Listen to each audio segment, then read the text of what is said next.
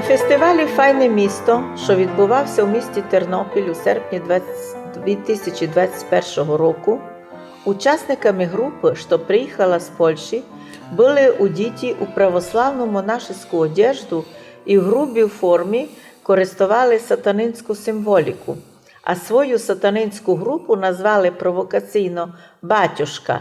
Як це таке могло сплодити у ГБ християнській в Польщі?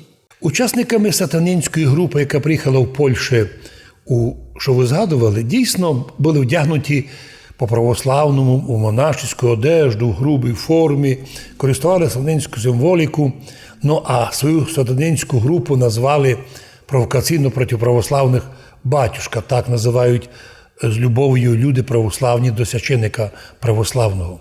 Оскільки в Тернополі там поголовно уніяти, і в них там антиправославний настрій просто катастрофічний, то їм було приємно, а як все сміяли в залі, а як високо цінили, як польські бузувіри сміялися над православними, робили якби надсмішку. Нам православно відповідати сатаністам із Польщі просто не гідно. Ліпше я процитую, як польський сатанізм на теренах України, Галицької, Західної України, Тернопільської, оцінили самі українські католики, котрих також покоробило таке польське сатанінське антиправославне зборище. Примерно як цитата, заява конференції римокатолицьких єпископів України з приводу богохульства під час фестивалю «Файне місто» у Тернополі. Дорогі брати і сестри, цитує, «Біль наповнив наші серця, коли ми дізналися про богохульний виступ групи «Батюшка» на фестивалі «Файне місто», що відбулося в місті Тернопіль. Учасниками групи, яка приїхала з Польщі, були одягнені в православні монаші одежі, використовували сатанинську символіку, змішану з літургійними атрибутами та іконами, зокрема з іконою Пресвятої Діви Марії, а свої такі виступи наповняли антихристиянським змістом. Також під час фестивалю відбувалася імітація святих тайн, наприклад, Євхаристії, таїнства шлюбу. А учасники цих негідних актів були переважно молоді люди-поляки. Смутку і болю додає той факт, пишуть католики, що це сталося у місті Уніяцькому, яке від початку свого заснування, тобто від 1540 року, плекало, сперва розвивало спадщину християнської Європи, а ми додаємо від себе сперва православну спадщину, але потім, коли зайшла унія, все поразило унія. Що ж ми, як християни, можемо зробити у відповідь на цю недостойну святотатську поведінку, пишуть католики? Перше за все, нам варто усвідомити, що подібні події є знаком прогресуючої дехристиянізації у Європі, в тому числі і в самій католицькій Польщі, а також і в Західній Україні.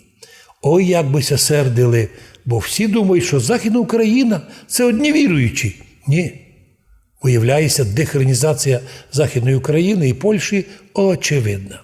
Тому першою порадою, пишуть католики, має бути молитва та євангелізація, вернути уніятів до поняття, що таке віротерпимость і уваження до других. Віримо, що молитва за грішника може більше вчинити, ніж будь-яка агресія у його бік. Так, пишуть католики, називає православних таким словом, що, у бік православних ліпше молитися. Саме так поводився святий Стефан перед тим, як його каменували, що пишеться в Діяннях 7 главі. І оце було заявлено в Львові 4 серпня 2021 року. Добавити тут мало що можна. Дехристиянізація Європи і Польщі, в тому числі Західної України, воістину очевидна. А що творили наші брати греко-католики у час Майдану в Києві, як закликали до крові, до війни, до битки, добивати москалів, жидву і прочее. Ясно річ, що ми маємо діло із людьми явно уже не християнами. А коли зали зривалися оплесками і сміхом, свідчило про то, зал дійсно демонстрував повноту безбожія. Заявлено організаторами про повторну акцію «Реопен Закарпаття 2». У попередніх передачах ви вказали неспроможність ні київлян, ні політичних галичан щось толком вирішувати в державі, тим більше в Закарпаттю. Що ще хочуть вони в Ужгороді нового продемонструвати? Зразу би процитував їх рекламу.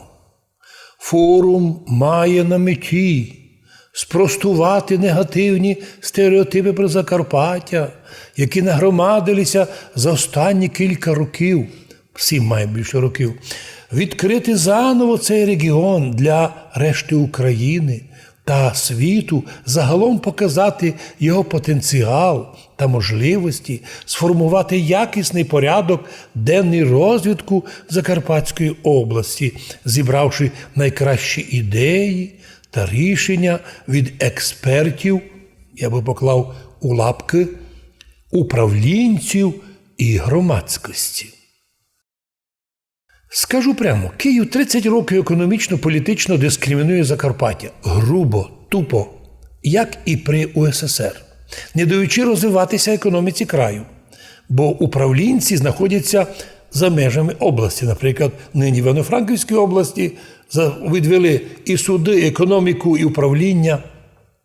І всі гроші через енерго, через поїзда, все йде до Львова. Вискочив недавно в Києві так званий антизакарпатський синдром Києва, який вилупився у формі нібито знаття Закарпаття Києво-Галицької 30-річного такого жупела сепаратизму.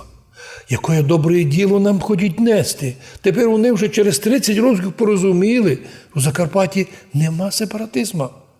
Та ніби відкрити для України заново Закарпаття, котрої вони крили чорними словами. Але чомусь прийшли сюди не голосом істориків говорити, не голосом юристів або голосом прем'єр-міністра, а прийшли то робити голосом кого?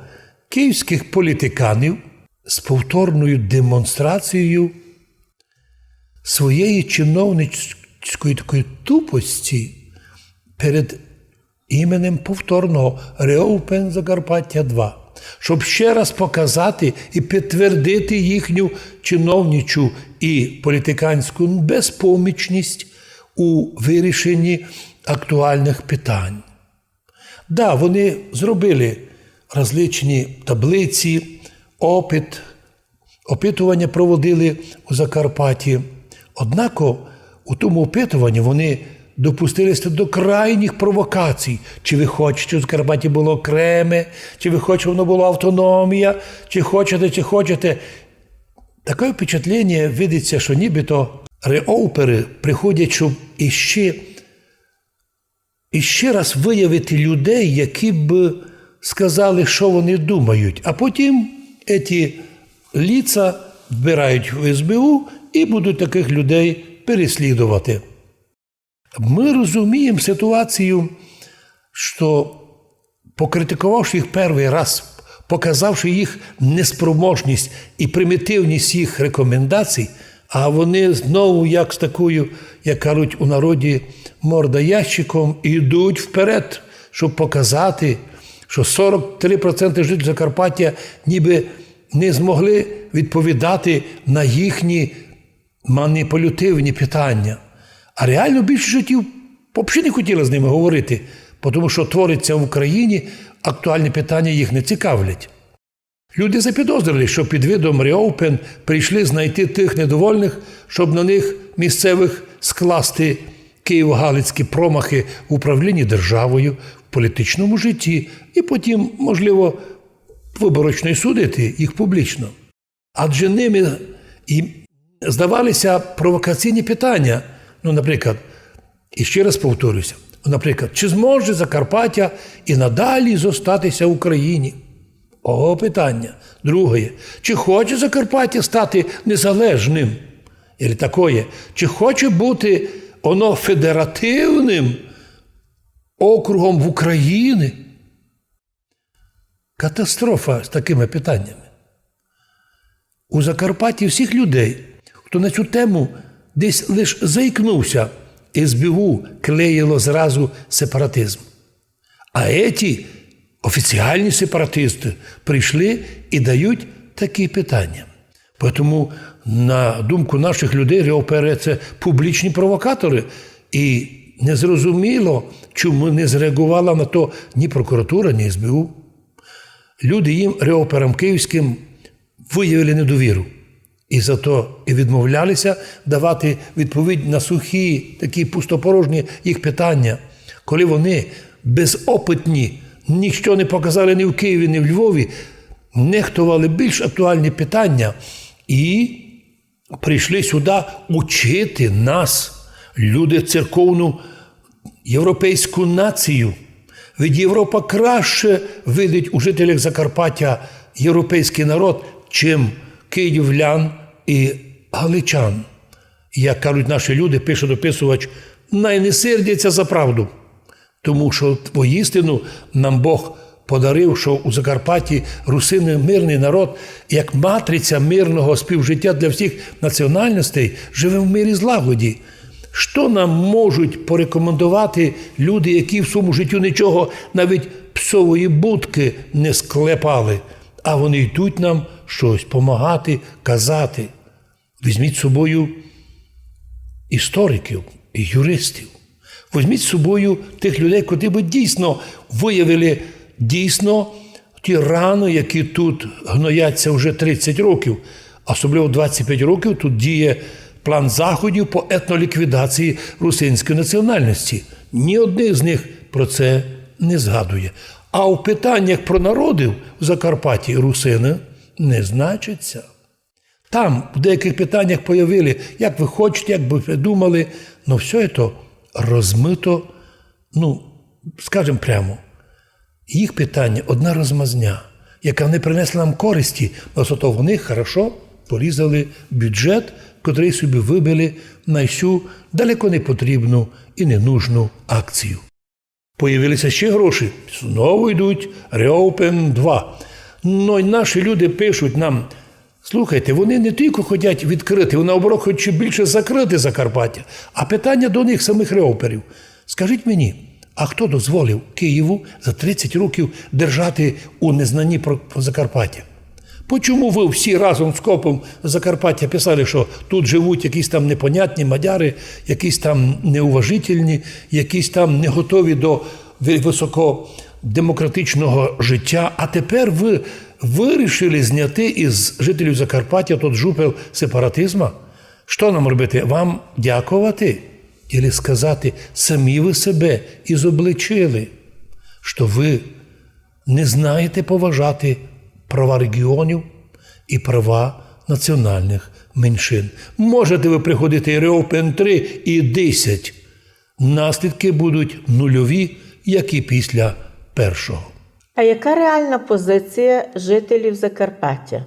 Навпроти їхніх таких пустопорожніх питань, жителі Закарпаття, споконвічні русини, Карпатської Русі своїм Ужгородом, напомню, древнішим, чим Київ, не по своїй волі, хоч появилися в СССР, але вирішили, що аж така доля була, так вони училися, використовували можливість знання язиків, ставали ученими, а потім у 45-му році, хоч актом насильницьким, згадуємо так, анексією нас приєднали до України, то ми єсме конституційна частина Федеративної Чехословакії, а не видумана комуністами, наприклад, Закарпатська Україна. То саме наші русини найменше підверглися згубному впливу совка, так називають, тобто впливу радянської ідеології. Навіть галичан комуністи зламали, коли ними вже під видом молодих галицьких комуністів, спеціалістів наводнили із Закарпаття вже після війни. Європа до сьогоднішнього дня визнає не лише русинів Словакії, Польщі, Угорщини, Румунії, Чехії, а також русинів Закарпаття. І хоча в Україні їх не знають, але ментально ми європейський народ, як той же самий європейський народ, котрий споконвіку уже вище 1000 років живе в Україні і в центрі Європи із своїм язиком, культурою, 1150-літнім православним духом і 1150-літньою писемністю. Це було видно ще й при радянській Україні. Це вигідно було і неозброєним оком, коли приходили люди і казали, що Закарпаття інакше смотриться, ніж другі регіони. Отже, це ми, русини Закарпаття, перші єсме союзники України у відкритті дійсно європейського Закарпаття і для України, і для цілого світу, яку ніяк і ніхто поки що не бере до Європейського Союзу, крім цяцянками, обіцянками, морковки.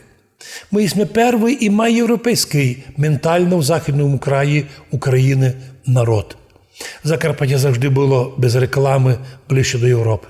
Чим так само розхвалений Львів з його назавжди уже полонізованою Галичиною. Ми єсме русини, Європою відчуті, регіоном європейців в українському регіоні. І маємо з болем взираємо на вшитких тих других українців, яким за 30 років за нас говорили, що в Закарпатті не друзі Україна, а сепаратисти. Відкривати Закарпаття реально не відкрити ідуть, бо треба їм скрити то, що творилося в краю за той довгий час 30 років. Ведь ми ж проєвропейський народ, історично цілком європейський народ України, русинів, любимо свою державу, голосували за неї, ми законопослушні, отже є незрозумілим і деструктивним то, що до нас йдуть реопери відкривати Закарпаття. Кому? Для тої кучки реоперів?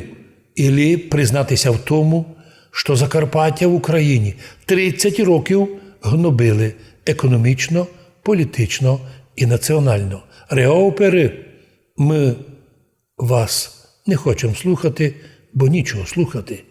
Абсолютно не є ніч інтересного для нашого краю.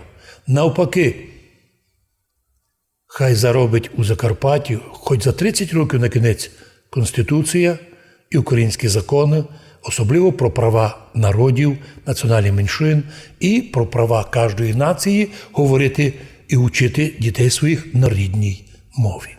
Наш русин-дописувач Василій Форкош так фіглярно рекомендує нам, русинам і працівникам Інституту історії і філології запропонувати чехам ліпшу літературну мову старочеську, бо їх нова чеська мова мало що має від старочеської.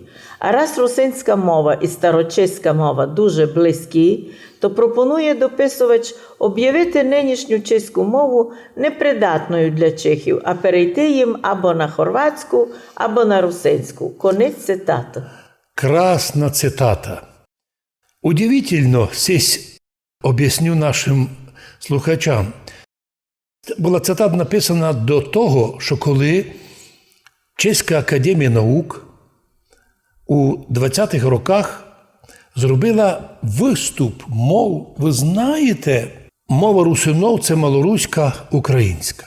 От ізучаючи протокол тої наради, що була у Празі за учебний рік на Подкарпатській Русі від 4 децембра 1919 року, так званий Генеральний статут Конституція про організацію і адміністрацію Подкарпатської Руси з 19 року становила, що, цитую, бо дуже важливо, во всіх школах народний язик буде язиком учення, мається в виду русинський язик, і так само буде урядним язиком вообще.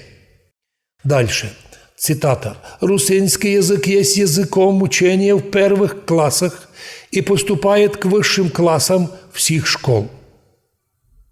Вот вам який були перші установки законом, не рішенням Академії, а іменно Конституцією Чехословакії. Аби уточнити поняття «народний язик», русинський язик, чеська адміністрація обернулася до Праги, де зібрала нарада з представників Чеської академії наук і других нібито спеціалістів. Так от, протокол тої наради ми маємо. І в ній всі були на тій нараді присутні, всякі там чехи, всякі словаки, кроме русинов, Подкарпатської Руси. Нарада не об'явила, що ніхто з русинов не обращався к ним письменно. Тобто вони могли повісти, ми маємо нараду, нам обратилися русини Подкарпатської Руси, звідують, яка їх мова. Нічого. Ніхто не просив ні чехів, ні словаків виясняти відношення до русинського язика. Ніч не сказано, хто їх уповноважив на рішення вопросу язика русинов. Вся професура проавстрійська була тоді ще, провіденська, де якраз парламент Австрії недавно затвердив граматику української мови для Галичини в кінці 19 віка. Можна думати, що іменно австрійсько-парламентські масони Чеської академії і взялися за не свою роботу нав'язувати подкарпатським русинам чужий для них язик малоруський український, котрим і Галичина ще не владіє даже і тоді ще не приймала. Ми не говоримо, що малоруський язик недобрий і непонятний для русинов. Ми говоримо, що це язик інакший. У русинов язик древніший. На Галичині в то время повсемісно царив польський язик, польські вивісти. Значить, галичанам польський язик, а русинам український. Так рішали австрійські масони. Проавстрійські університетські професори Празької академії наук, назвати їх не будемо всіх, Полівка, Зубатий, Бідлов, Гуяр, Дворський, Махал, Кедрець, Доц, Фронт, Черний, Кліма, Пражик, Сухий, Білий і так далі. Ведь вони там приймали рішення, і не є особливо, що там читати, но многі з них говорять, що ми предлагаємо, но завершали завжди. Но треба звідатися самих русинов, котрі тепер мають право на свій язик, свою державу. Така цитата одного з учасників. «Літературний язик ся родить без декретів, із природних культурних умов, сил, із зовнішнього руха. Все одно остальне слово залишає за народом. Радше треба думати, що тот народ сам прийме рішення». Но той же предупреждає, фонетичний правопис, прийнятий у Галичі, тобто українську мову, натрафив у Карпатській Руси на тяжкості, на сложності, бо людність русинська пристрахована, приучена до старослав'янського язика, зато би парувало український язик галицького толка замінити для русинов правописом етимологічним. Ви знаєте, що українська мова, так, як чуємо, так се пише. Однако русинський язик і церковнослав'янський має в основі етимологію. Не пряче і Полівка тот факт, цитую, у середніх русинських школах само собою треба вчити ще старослав'янський, руський, русинський язик, котрий для карпато-руських і злучає, і поєднує з більшою цілостю. Много говорили там, що творити новий язик є огромна задарня робота. І вона все одно не буде добра, бо народові зробити новий язик – це невозможно. Ведь напоминаємо, що і Кирилл и Мефодий не принесли карпаторусинам древний язык. Они воспользовались тогдашним языком и перевели на славяно-русский язык писание, которое стало потом іменно церковнослав'янським язиком, зато який понятний русинам до низька. Сухий пише, «Кеть карпатський руський язик такий лем далекий від малоруського, як словацький від чеського, то стоїть ли робити русинам новий язик? Так вони сперва казали, що хоч чеський язик і словацький дуже близькі, но видите, ото різні язики. А от кить русинський маленько близький до українського, значить, лем має бути український. Читаючи цю нараду, удивляєшся, що які були вони далекі від науки. У них поняття не було, що мова материнська, котра передається дітям від мами, вона навіть не знає академічного давлення. Хоча ми кажемо, похожий наш язик на словацький, на польський, на хорватський. Ми русини і старими хорватами свободно говоримо. Но ведь схожість не є ідентичність. Да, русинський язик Карпаття нині набрався много русських слов, чисто російських, много українських. Но це не унижає його язик, тому що і руські, коли десь употребляють якесь слово другого народу, ведь не унижають тим. І українська мова наповнена 60% польських слів. Ну, остальное – конь, кінь, вол, віл, поп, піп. І в результаті поп – це не старое слово, а піп – уже старое. Бо українська мова виявляється древніша від усіх мов. Ні, вона є мова теперішня державна, ми її вивчаємо, але ми знаємо ціну русинського язика. А то, що держава не дозволяє русинам учити свій язик, то не просто злочин. Злочин, який не має срока давності. І тому вони всіма силами б'ють усіх, хто піднімає таке питання. Об'являють сепаратистами ворогами. А попросту і просто дайте нам говорити по-нашому. Ми хочемо говорити по-нашому. Ми хочемо, щоб наші діти учили державну мову, але й регіональну мову. Ми знаємо, що рано чи пізно ми то доб'ємося. А в цьому отношенні хочемо поблагодарити Господа і тих добрих і депутатів у предыдущих Верховних Рад, котрі, пам'ятаєте, зробили такий добрий закон, котрому предложили, що крім державної мови, може бути в регіонах регіональна мова. Так, у Закарпатті регіональна мова є русинська і регіональна національна, бо по-русинськи говорять у нас і євреї, і мадяри, і румуни, і словаки. Ну і росіяни, і українці також навчилися по-нашому говорити. А це означає, що язик русинський нині есперанто для всіх наших жителів, або язик міжнаціонального общення. Дякуємо Богу, дякуємо нашим русинським мамам, котрі донині сьогодні незрівнянні вчительки русинського язика для своїх дітей. І коли наші діти йдуть у школу, то вже чисто сформовані маленькі, красні, мудрі русини. А коли українські журналісти беруть у них інтерв'ю в українських школах наших, то приходиться їм, то, що скажуть наші діти, знаходити переводчика і переводити, що наші діти кажуть.